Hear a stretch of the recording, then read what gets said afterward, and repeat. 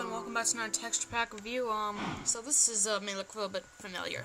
I know I've said in my other video, but this is actually kind of a special texture pack, and I'm not sure if it's totally fitting or totally necessary to do, because it's mostly made for custom maps, but I felt that I need to do it justice because it's extremely useful.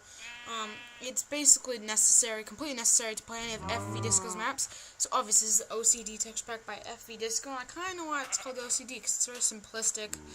It's a very interesting texture pack in all honesty. I can't imagine playing with it on survival mode. I just don't think it'd be very playable that way, but for Disco's maps, it's unbeatable. So for this one, I did a slightly different format. I've put a little bit extra stuff here, and the animals are all in one cage, but it's really not a big change. But anyway, let's get on with the texture pack review.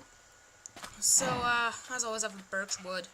It's gorgeous, really it is. I think a lot of the features in the texture pack change the same as the default, and they're slightly altered, and just some of them look plain weird. Like, I'm not sure if that looks like gold ore to you, I don't know.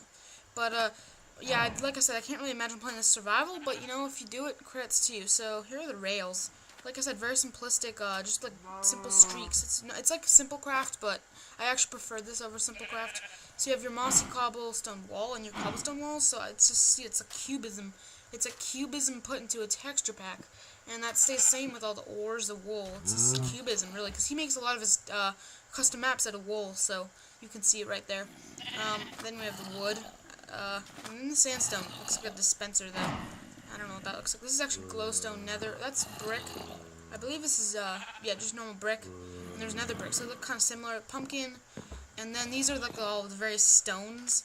I like them because they kind of resemble the normal stones, like this one, but it's just a lot simpler and smoother. These are the various precious blocks, like lapis. I really like the precious blocks because they have slight shading. It's not like it's all messed up. It's really clean.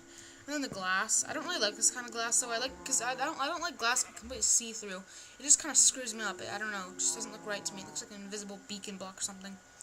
I believe this is nether brick. No, nether rack. You can tell it's like a naturally occurring item because of its like squares, and the nether brick will be like a brick thing. This is snow, believe it or not. Clay, ice. I really like ice. It's like a window. I actually prefer these. I'd rather have ice windows than that. It looks like a stained glass. Endstone, books, pretty cool. Melon, I like the melon because that's like a giant W. More emerald block.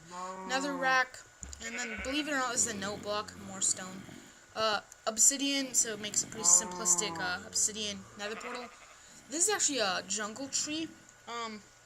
Leaves. So it kind of resembles those little berry things. I'm not sure what those are actually. I've never known. Maybe flowers. But normally they look about the same. And now this is the cobweb. This is a really interesting one because it's just like a giant square thing, and it just looks kind of wacky.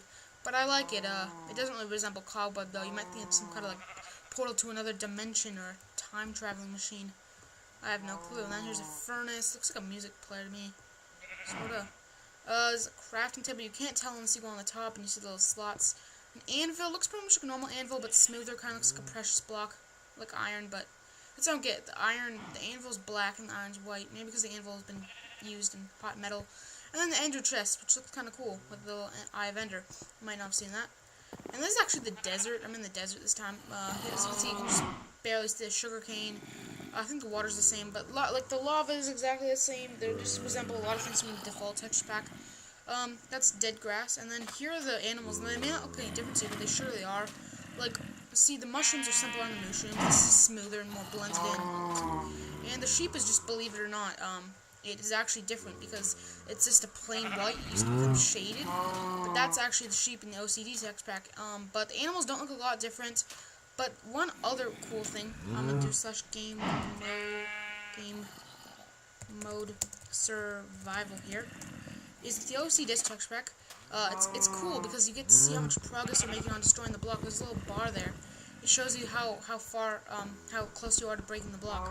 So for stone it'll be a little less. For obsidian I'm not even sure how much it'll be.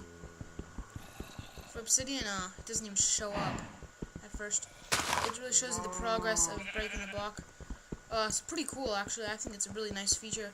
But it doesn't really look realistic. It looks more like something to find some kind of RPG thing, you know, like a health bar, depleting, that kind of thing.